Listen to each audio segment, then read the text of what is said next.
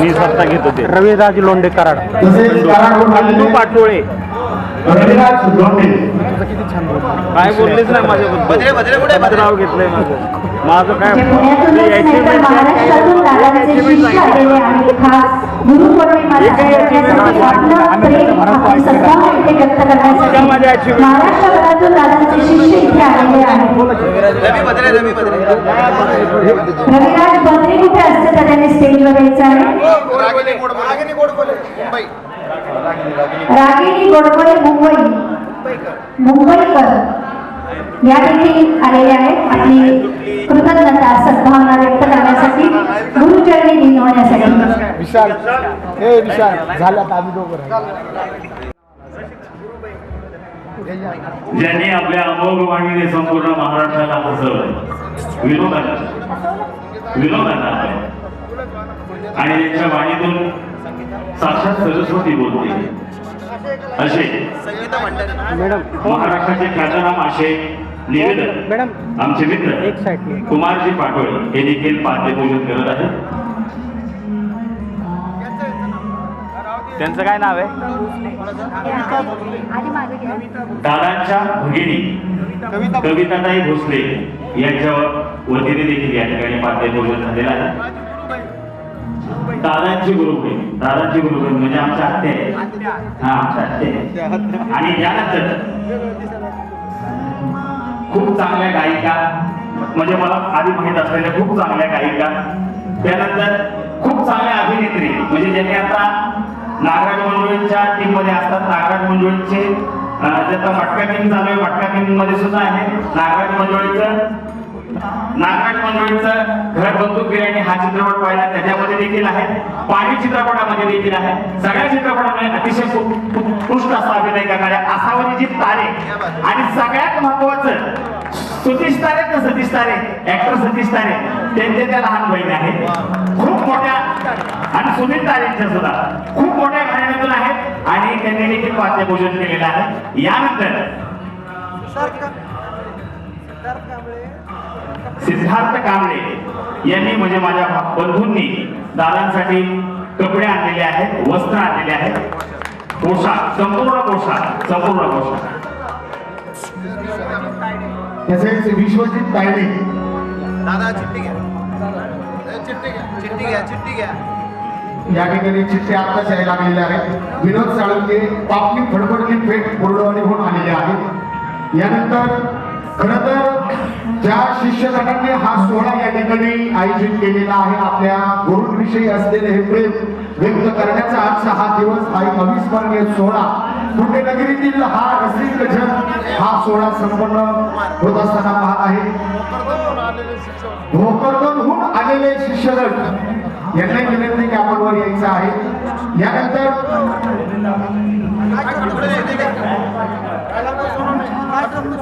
राजरत्न सोनवणे कुर्डवाडीहून आलेले आपली फडफडली फेर विनोद साळुंके हे सुद्धा दादांचं पाद्यपूजन करतायत.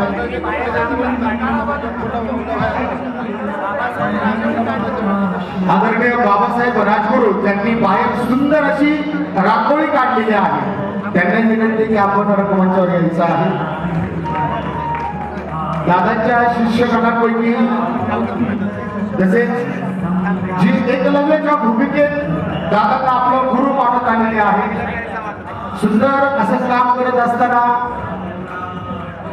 खरं तर ही एक खानदेशी अभिनेत्री म्हणून महाराष्ट्रातल्या रसिकांना माहीत आहे.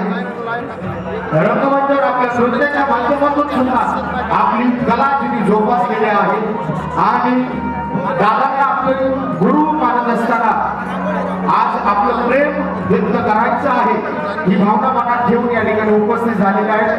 खानदेशी सिने अभिनेत्री वनमाला बागुल तसेच बाबासाहेब राजगुरू ज्यांनी दादांची फार सुंदर अशी रांगोळी काढलेली आहे. मनापासून जोरात टाळ्या वाजवायच्या आहेत. आपल्या मनातल्या भावना रांगोळीच्या माध्यमातून जे प्रकट करत असतात दादांची सुंदर अशी रांगोळी ज्यांनी रेखाटलेली आहे. जामखेडून आलेले आहेत ते निगोल गावातून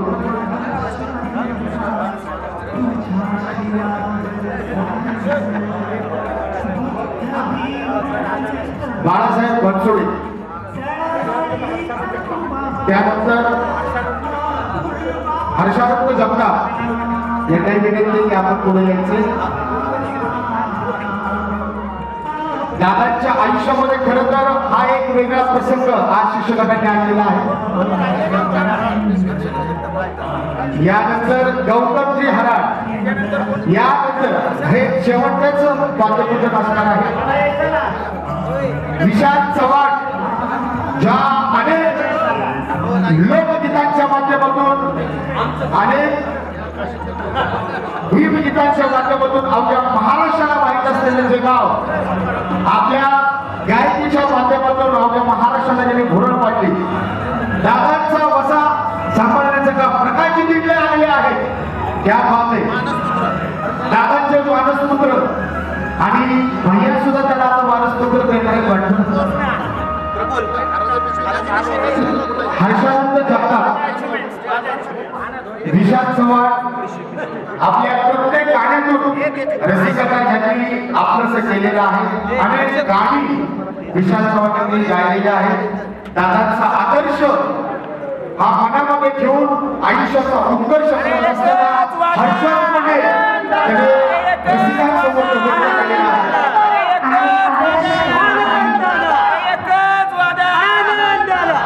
हा गुरुपौर्णिमा सोहळा त्यावर निवडणुकीचं वातावरण आहे असं वाटायला लागले.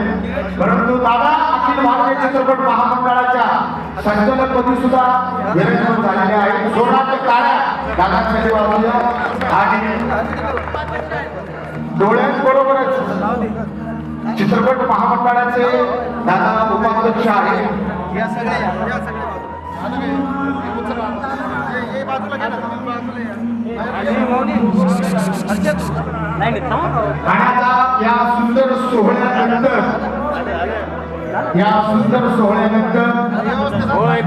दादांची जी गाजलेली गाणी आहेत या शिक्षकांच्या वतीने एका लाईनमध्ये बघा. दादांची जी गाजलेली गाणी आहेत, अवघा महाराजच्या दादांच्या गाण्यानं हा डोलतोय नाचतोय, त्या गाण्यांचा एक सुंदर वेगळा कलाविष्कार ठिकाणी संपन्न होतोय. माझा सगळा बाजूला सांगता या एक दिसते का? आणि समोर असलेल्या रसिकांना विनंती की आपण जोरात टाळ्या वाजवूया. जोरात टाळ्या वाजवायच्या. गुरुपौर्णिमेचा हा सोहळा या ठिकाणी संपन्न होतोय. यानंतर आदरणीय दादांची जी गाजलेली गाणी आहेत या गाण्यांचा एक वेगळा कलाविष्कार या शिक्षकांच्या वतीने संपन्न होतोय.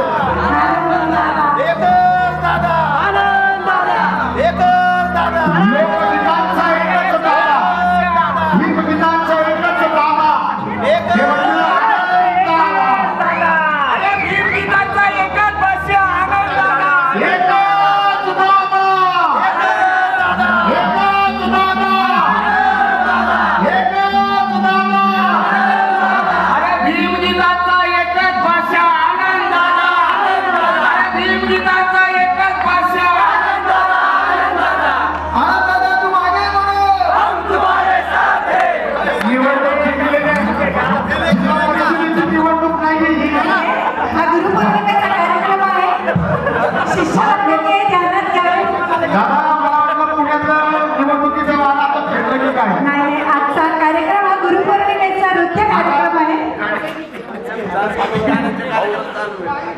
गुरुपौर्णिमा पाद्यपूजन हा कार्यक्रम आपण आता इथे संपत आहोत. आणि यानंतर त्यासाठी जे काय करायचं असेल ते करा. यानंतर दादांच्या गाजलेल्या गाण्यांचा कार्यक्रमाला आता आपण सुरुवात करणार आहोत. त्यासाठी 5 मिनिटं जरा अंतर्गत व्यवस्था बदलण्यासाठी 5 मिनिटाची आम्ही विश्रांती घेत आहोत. 5 मिनिटानंतर आपण पुन्हा भेटतो आहोत दादांची गाणी ऐकण्यासाठी. आपल्या कार्यक्रमात असं एखादी जाहिरात असते येते इथेही ऍड येईल. कर्तव्य द्या 5 मिनिटाची विश्रांती. कामावर लक्ष द्या. मिळते ब्रेक के बाद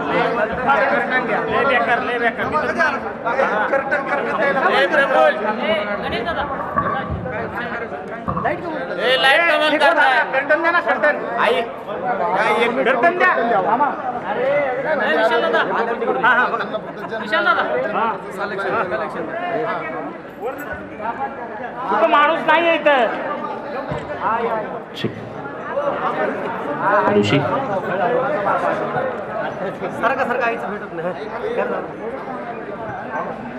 चला स्टेजवरचे गर्दी कमी करा मागे कर्टन द्या कर्टन